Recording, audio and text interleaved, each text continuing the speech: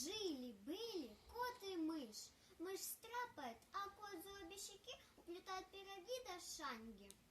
Я пеку, тесто сейчас я замешу. Вот такой пирог у нас с котиком получится. Однажды мышь замешивала квашню в большом горшке, проскользнулась и свалилось тесто, выбраться не может, зовет на помощь. Котик, пи-пи-пи, хозяин домой, спаси меня. Мяу.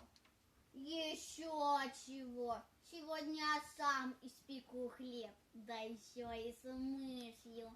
Наемся, мяу, до отвала. Пожалей меня, я ведь тебе пригожусь. Хлеб не один день кушать можно. Спаси. Нет, вот и печь готова. Сейчас я тебя туда. Ох, и вкусный пирог получится. Мяу. Эх ты, дуралей, кто же мышь вместе с потрохами запекает? И правда, дай-ка я тебя вытащу, да выпотрошу, а потом и запеку. Ой, сбежала мышь. Мышь, мышь, выходи, шанги да пироги будем печь.